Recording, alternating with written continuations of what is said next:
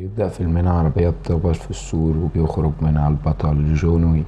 بيبقى متبهدل واخد رصاصة في بطنه وبيقع على الأرض، وبيتفرج على ذكرياته اللي بتجمعه مع مراته وبيترمي على الأرض. يرجع للزمن لورا لما بيصحى جون من النوم الساعة 6 وبيروح للحمام وبيبص لنفسه في المراية وبيفتكر مراته وذكرياتها معاه.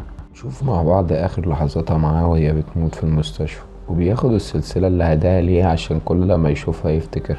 بيركب جون عربيته عشان يحضر عزاء، ولما بيمشي من العزاء بيكون في واحد بيراقبه من بعيد وبيقابله وبيعزيه وبيقوله انت بتعمل ايه هنا يا ماركوس، وبيقوله ان انا بطمن على صديقي دي. بنشوف جون وهو في البيت وواحد بيجي يسلمه طرد. الرسالة اللي جاية مع الطرد وبتطلع من مراته قبل ما تموت وتقوله انها بتحبه جدا وان دي هدية منها عشان يفتكر. يطلع الطرد كلب بيخرجه من القفص وبيبقى اسمه ديزي، وبينام الكلب قريب من السرير بتاعه.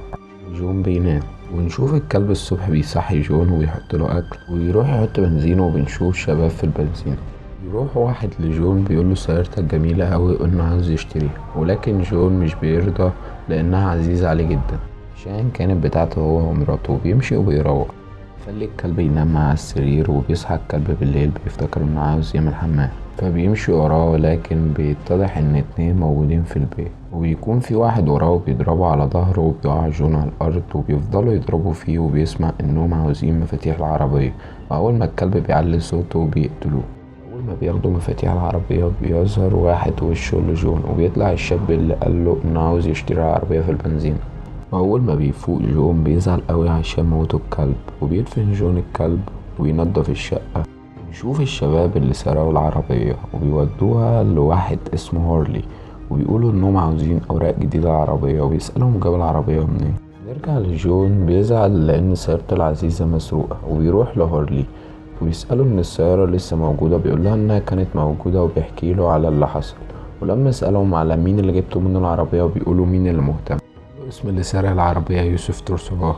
وبنرجع للي حصل وهو بيقول لهم اخرجوا من ورشتي، وبيشتموا يوسف وبيقول له انا بملكك، وبيقول له هورلي انت مش بتملكني انا بشتغل مع والدك. وبيسأله عن صاحب السيارة وبيقول له قتلتوه، بيرد يوسف وبيقول له لا ولكن موتنا كلبه. وبيقوم هورلي ضربه بوكس وبيقع على الارض وبيقول لهم امشوا من ورشتي. وبيسأل هورلي جون هتعمل ايه حاليا، وبيقول له جون انه محتاج عربية، وهورلي بيديله عربية بيخرج بيها. وبنرجع لهورلي اللي بيتصل بيه فيجو ابو يوسف وبيقول له انا سمعت انك ضربت ابني، وبيسأله ايه السبب، وبيرد عليه هورلي وبيقول له ان سرق عربية جون ويك وقتل كلبه.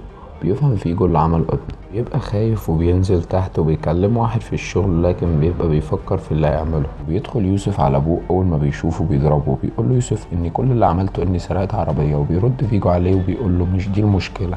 بيقول له مين اللي سرقته، بيقول له يوسف انه مجرد نكر. بيقول له فيجو ان النكر ده هو جون ويك، وانه كان مساعدنا في عملية وكانوا بيسموه البابا ايجا او البوجي مان بمعنى اصح المفزع. وبنشوف جون وهو بيدمر الارضية وبيحفر فيها، وبيقول له فيجو ان جون صاحب تركيز وان مرة شافه في مكان قتل 4 بقلم رصاص. وبيقول له اداله مهمة مستحيلة، مهمة مش ممكن حد يخرج منها حي ولكن جون قدر يعملها. بيقول له ان بعد ايام قليلة من موت مراته انت تقتل الكلب بتاعه وتسرق سيارته. بيرد يوسف عليه وبيقول له ان انا اقدر اقتله، لكن ابوه بيرد عليه بيقول له ان جون هو اللي هيطاردك وانت مش هتقدر تعمل اي حاجة. وبيبقى جون قدامه اسلحة كتير وفلوس، وبيتصل فيجو بجون ويك وبيقول له ان هو بيعزيه وبيقول له كل اللي حصل ده كان غلطة، لكن جون بيفضل ساكت وبيقفل في وشه السكة. وبيقول فيجو للراجل بتاعه جهز فريقك، وبيرد الراجل بيقول له عاوز كام واحد، فيجو بيقول له كلهم. بيجهز جون عشان الرجاله اللي جايين يقتلوه، بيقدر جون يقتلهم واحد واحد وبكل الطرق من غير ما يتصاب باي حاجه. بيتكلم في التليفون وبيقول انه عاوز يحجز عشاء ل 12 شخص. وبعدين بيجيله تشارلي ورجالته اللي بينضفوا المكان من الجثث والدم وبيديلهم جون فلوسهم. وبنرجع لفيجو اللي بيعرف ان رجالته كلهم ماتوا، بيقول له حط مكافأة للي يقتل جون، وبيقول له الراجل عاوز المكافأة تبقى كام، بيقول له 2 مليون دولار. بيروح فيجو لماركوس وبيقول له تقتل جون ويك مقابل 2 مليون دولار، وبيرد عليه ماركوس وبيقول له اعتبره اتقتل. يروح لجون اللي بينتقل من مكان للتاني وبيحضر ماركوس القناصة بتاعته عشان يقتل جون. بيدخل جون الفندق وبيقابل صديقته برينكس ويحجز أوضة في الفندق، وبعد ما بيخرج منها بيروح تحت الأرض وبيقابل ملك الفندق وينستون وبيرحبوا ببعض وبيسألوا جون على مكان يوسف. وبنروح لفيجو اللي بيعرف إن جون في فندق أليكانتل، وبنعرف إن الفندق ده ممنوع قتل أي شخص، واللي هيقتل أي شخص جوه الفندق هيتقتل بأسوأ الطرق. وبيرد عليه فيجو وبيقوله إن هيكسر القوانين هيضاعف للمكافأة. ونروح لجون اللي بيلبس واقي ضد الرصاص وبيجهز أسلحته، وبنعرف إن يوسف محمي في مكان في فندق تاني. ونروح لجون اللي بيدخل الفندق والرجالة بتاعت يوسف بيدخلوا الحمام، بيدخل عليهم جون وبيخلص عليهم واحد واحد لحد آخر واحد اللي بيسأله فين يوسف، بيعرف منه مكانه وبعدين بيقتله. ينزل يوسف وبيشوفه بيبقى بيقتل كل اللي بيقابله من غير ما حد يعرف، لحد ما بيشوف واحد من الرجالة اللي حاميين يوسف وبيهجموا على بعض. بيبقى جون قريب جدا من يوسف وبيضرب عليه نار لكن مفيش رصاص بيجي فيه، وبيقدر يوسف ان هو ينجو. وبيمشي جون ورا يوسف ولكن بيقابله العديد من الحرس اللي بيقتلهم من ضرب على جون نار، ولكن بيبقى لابس واقي حماية. وبيخرج يوسف من الفندق وبيركب عربيته وبيقدر انه يهرب. وبيقدر جون يخرج من الفندق لكن بيبقى واخد طلقة في جنبه. بيروح جون للفندق وبيطلب من الاستقبال دكتور، وبيرد عليه وبيقولوا له موجود وهيجيلك في غرفتك. وبيجيله الدكتور وبيخيط مكان الجرح وبيقول له ما تتحركش، ولكن جون بيرد عليه بيقول له ان عنده شغل. بيديله الدكتور حبوب وبيقول له خد حبيتين قبل الشغل. ونروح لماركوس اللي بيدور على مكان عالي عشان يقدر يقتل جون.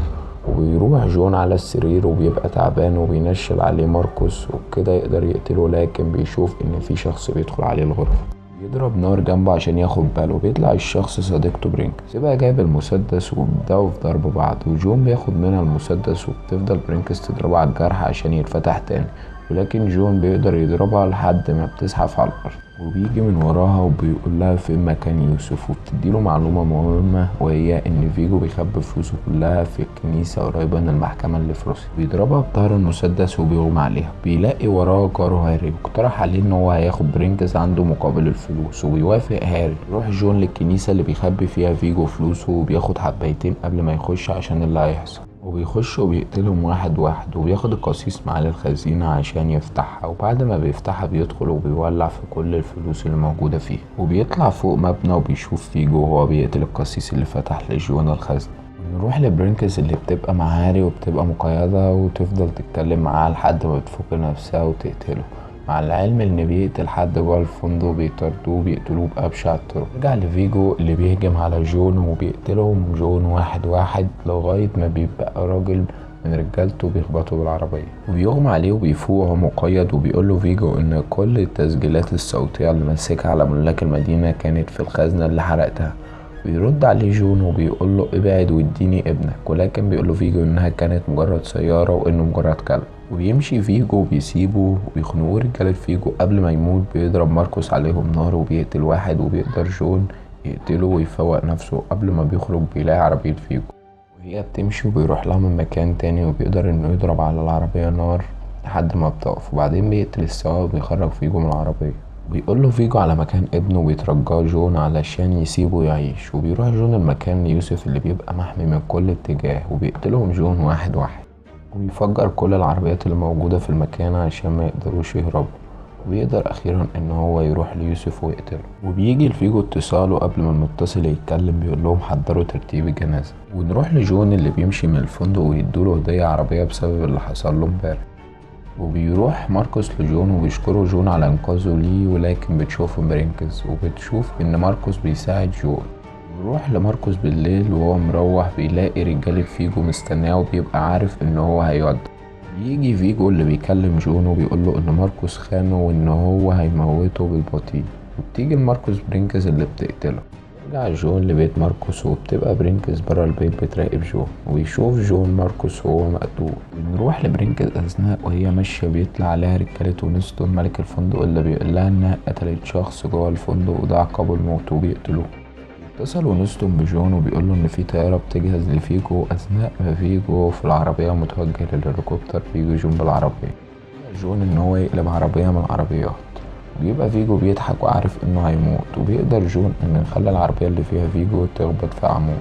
بيطلعوا رجالة فيجو عشان يقتلوه جون، ولكن هو بيقتلهم بالعربية واحد واحد، وبيقدر جون ان هو يموت اخر راجل من رجالة فيجو. وبيقدر فيجو ان هو ياخد سيارة جون بعربيته ويزقها لحد ما تقع، بس قبل ما تقع بينط منها جون. شوف جون فيجو وهو رايح للهليكوبتر، ولكن بيستناه وبيبدأوا خناقة بدون أسلحة.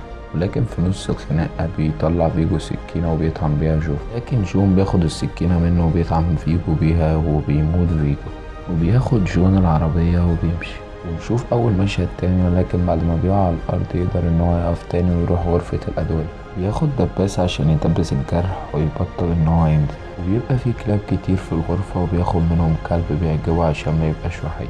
لو عجبك الفيلم اشترك في القناة وفعل الجرس عشان يوصلك كل جديد، واعمل لايك واكتب لنا في الكومنت عاوز فيلم ايه. سلام.